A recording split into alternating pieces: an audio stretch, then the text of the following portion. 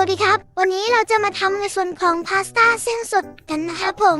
พาสต้าเส้นสดนั้นต่างจากพาสต้าทั่วไปที่เราทานกันยังไงนะครับพาสต้าทั่วไปนะครับผมตามร้านอาหารเนี่ยจะเป็นพาสต้าที่สำเร็จรูปแล้วนะคะก็คือตัวเส้นของพาสต้าเนี่ยจะมีความแข็งหรือว่าเขาเอาไปทำกระบวนการหรือวิธีการที่ทำให้มันแห้งก่อนนั่นเองนะครับในส่วนของพาสต้าเส้นสดนะคะผมก็จะมีความเหนียวนุ่มนะคะผมมากกว่าในส่วนของพาสต้าที่ทำมาสำเร็จรูปนะครับวันนี้เราจะมาดูกันนะครับว่าวิธีการทำพาสต้าเส้นสดเนี่ยเราทำกันยังไงครับสำหรับวัตถุดิบวันนี้นะคะที่ใช้ก็ไม่ยากเลยนะคะผมง่ายๆเลยแต่จริงๆแล้วเนี่ยจะบอกในส่วนของ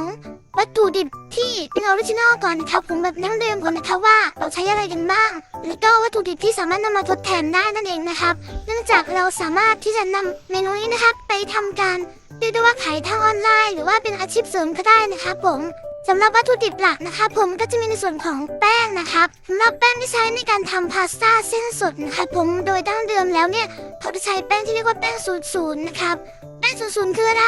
แป้ง00ก็คือแป้งที่มีความละเอียดที่ค่อนข้างมากนะครับผมในการทำเส้นพาสต้าแบบดั้งเดิมนะครับแต่เนื่องจากว่าแป้ง00เนี่ยบางที่อาจจะหาได้ยากและก็มีราคาที่ค่อนข้างแพงนะครับเราจะใช้แป้งในส่วนของแป้งอเนกประสงค์แทนนะครับในวันนี้ครับสำหรับแป้งอเนกประสงค์นะคะผมจะใช้แป้งวันนี้ใช้แป้งตากว่าวนะคะผมแทนการใช้แป้ง00นั่นเองนะคะผมส่วนแป้งอีกตัวหนึ่งนะคะผมนั่นก็คือแป้งซาโมลิน่านั่นเองนะคะผมซึ่งเป็นแป้งที่มีความจำเป็นอย่างมากนะคะผมเรียกได้ว่าต้องใช้แป้งนี้ในการทำพาสต้าแบบออริจินอลนะครับที่เราต้องใช้แป้งซาโมลิน่านะคะผมในสูตรดั้งเดิมของการทำเส้นพาสต้านะคะผมแป้งนี้เนี่ยจะเป็นตัวประสานในส่วนของแป้ง00นะครับซึ่งเราจะต้องนำแป้งทั้ง2ตัวนี้มาผสมกันในการทำเส้นพาสต้าครับจากนั้นนะครับเราจะเริ่มจากการชั่งแป้งก่อนเลยนะครับโดยเราจะใช้แป้งเซโมลิน่านะคะผมประมาณ 20% หรือประมาณ20 กรัมนะคะผมต่อไข่1 ฟองครับแต่วันนี้นะคะผมเราจะทำ2สูตรก็คือเราจะใช้ไข่2 ฟองนะครับเพราะฉะนั้นในการชั่งแป้งเราจะต้องใช้40 กรัมครับสำหรับแป้งอีกตัวหนึ่งนะคะก็คือแป้งอเนกประสงค์นั่นเองนะครับปกติแล้วในสูตรเนี่ยจะใช้แป้งอเนกประสงค์80 กรัมต่อไข่1 ฟองนะครับวันนี้เราทำ2สูตรเลยก็จะใช้ปริมาณแป้ง160 กรัมครับชั่งรวมด้วยกันได้เลยนะครับก็คือเราจะใช้ให้ทั้งหมดให้ได้200 กรัมนั่นเองนะคะ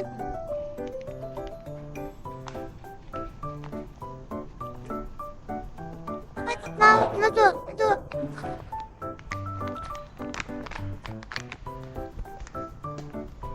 ครับผมเมื่อเราได้แป้งแล้วนะคะเราจะทำการร่อนแป้งก่อนให้ตัวแป้งเนี่ยมีความเนียนและก็เข้ากันดีครับ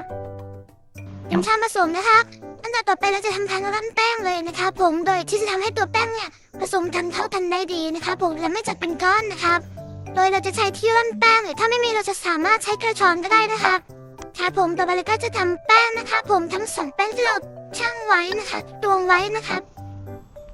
ทำกันร่อนนะครับ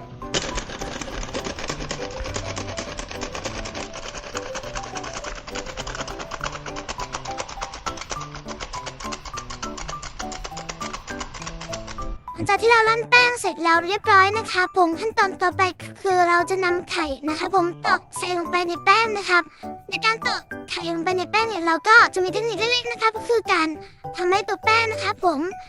ลักษณะคล้ายๆกับภูเขาไฟนะครับก็คือทำให้มันเป็นหลุมตรงชั้นตรงกลางนะครับ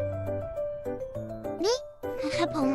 หลังจากที่เราทำในส่วนของแป้งให้มันมีลักษณะคล้ายๆกับภูเขาไฟนะครับเราก็ตอกไข่ใส่ลงไปเลยนะคะเราจะตอกไข่ใส่ลงไป2 ฟองครับ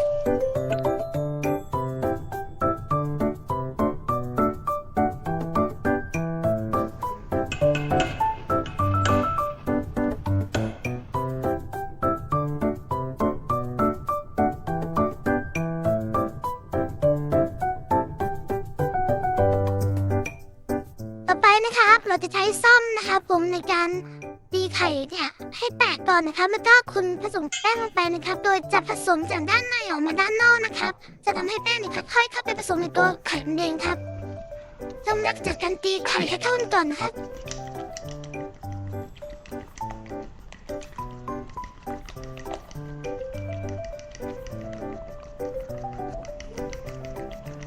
แล้วก็ค่อยๆใช้ซ่อมนะครับตะล่อมแป้งลงไปทีละนิดนะครับ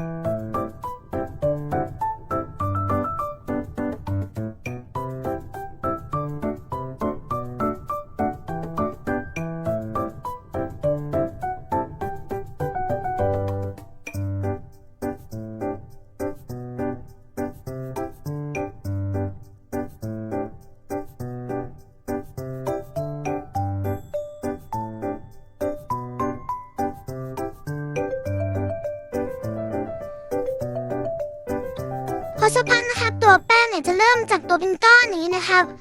เราจะใช้มือนะครับผมเข้าลงไปนวดนะครับก่อนที่เราจะทำการนวดแป้งนะครับผมให้นำแป้งนะครับทาในส่วนของมือก่อนนะครับเพื่อที่จะกันไม่ให้แป้งเนี่ยติดถึงเรานะครับนิดหน่อยพอนะครับเล็กน้อย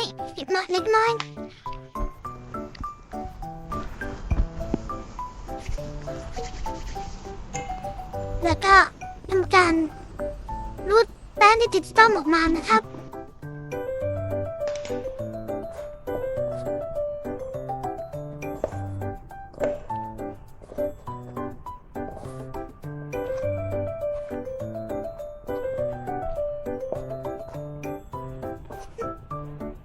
ตอนนี้จะใช้เวลาสักพักนึงนะครับผมจนกว่าเนื้อแป้งเนี่ยจะเข้าเนียนกันได้ดีนะครับ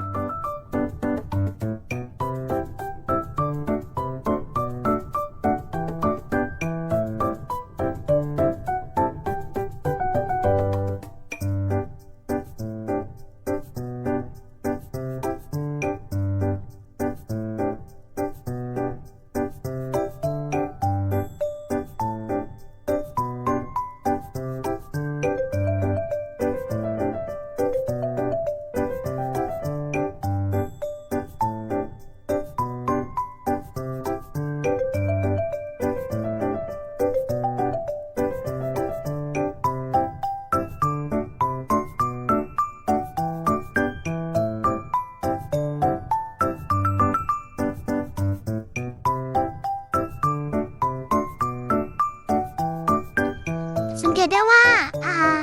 เนื่องจากไข่วันนี้เราใช้เบอร์ค่อนข้างใหญ่นะครับมันก็จะตัวเนื้อแป้งเนี่ยจะยังค่อนข้างมีความเหลวอยู่นะครับติดมืออยู่นะครับเราสามารถเพิ่มแป้งลงไปได้นะครับถ้าเรานวดแป้งแล้วนะครับผมแป้งเนี่ยยังมีความแฉะอยู่นะครับเนื่องจากไข่ที่เราใช้เนี่ยอาจจะมีขนาดที่ต่างกันนะครับอาจจะใหญ่บ้างเล็กบ้างนะครับผมแล้วก็สามารถที่เติมแป้งเนี่ยเข้าลงไปได้เพิ่มเติมครับ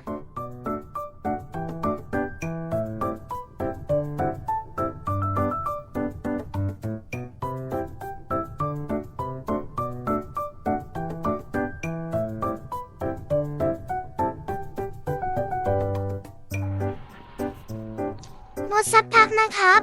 หลังจากที่แป้งนะครับเข้ากันได้ดีแล้วนะครับเราจะทำการพักแป้งนะครับเราจะทำการพักแป้งไว้ในตู้เย็นนะคะผมเวลาประมาณสัก30 นาทีเป็นอย่างต่ำครับแล้วก็ใช้พลาสติกแรปนะครับผมหรือฟิล์มถนอมอาหารนะครับก็แรปปิดเพื่อไม่ให้อากาศเข้าไปนะคะเพราะว่าถ้าตัวอากาศเนี่ยเข้าไปจะทำให้ตัวหน้าแป้งครับ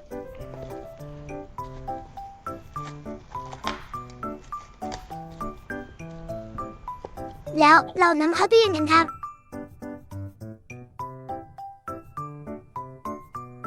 แป้งนะครับผมการดูแป้งว่าได้ที่หรือยังนะครับง่ายๆเลยนะครับการใช้นิ้วโป้งในกดลงไปดูนะครับว่าแป้งเนี่ยไม่ติดนิ้วเราขึ้นมานะครับผมแล้วก็ในส่วนของแป้งเนี่ยไม่มีที่จับตัวกันเป็นก้อนนะครับ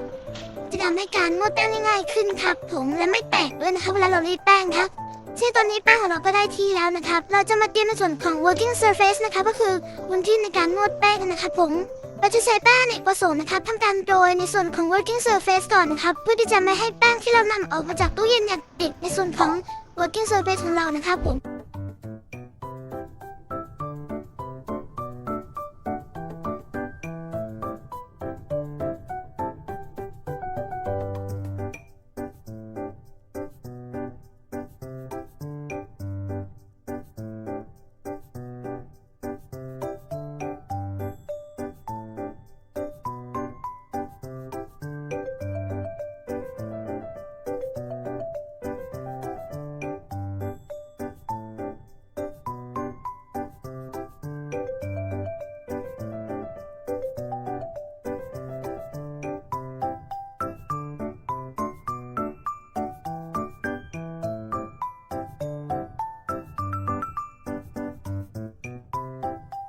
หลังจากนั้นนะคะผมเราก็จะใช้ในส่วนของ rolling pin นะคะผมในการรีดแป้งให้เป็นแผ่นนะคะผมเราจะค่อยๆรีดแป้งนี้ไปเรื่อยๆนะครับอย่าใช้แรงเยอะนะคะเพราะใช้แรงเยอะในครั้งเดียวเนี่ยจะทำให้ตัวแป้งของเราเนี่ยแตกออกมานะครับ สำหรับท่านใดนะคะผมที่ไม่มีโรลลิ่งพินอยู่ที่บ้านนะคะผมก็สามารถใช้อุปกรณ์ทดแทนได้นะคะผมอาจจะเป็นในส่วนของขวดแก้วนะคะผมที่มีพื้นผิวค่อนข้างเรียบนะครับหรือแม้ก็จะเป็นในส่วนของแท่งไม้ที่มีลักษณะเป็นแท่งยาวแล้วก็เนียนเรียบนะคะผมนำมาทำการรีดแป้งทดแทนได้เช่นเดียวกันครับ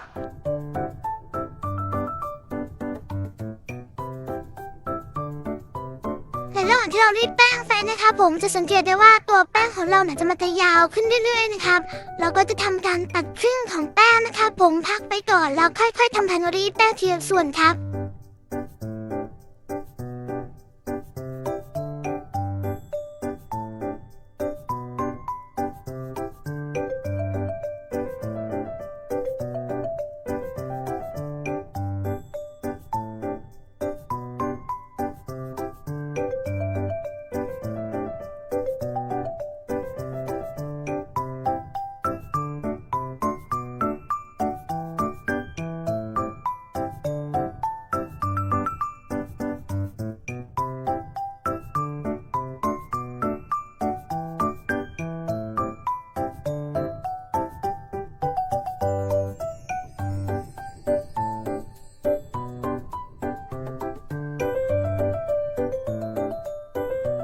เมื่อเราทำการรีดแป้งจนมีความหนาประมาณ 1-2 มิลลิเมตรแล้วนะครับขั้นตอนไปเราจะทำการตัดแป้งนะคะผมให้เป็นเส้นๆนะคะผมเทคนิคในการตัดให้เป็นเส้นนะครับเราจะทำการ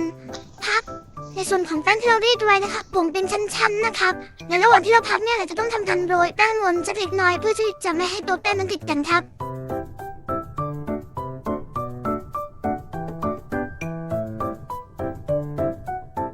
เราก็จะทำการโรยแป้งนวลนะคะสักเล็กน้อยนะครับเพื่อที่จะระหว่างที่เราพับเนี่ยตัวแป้งจะได้ไม่ติดกันนะครับ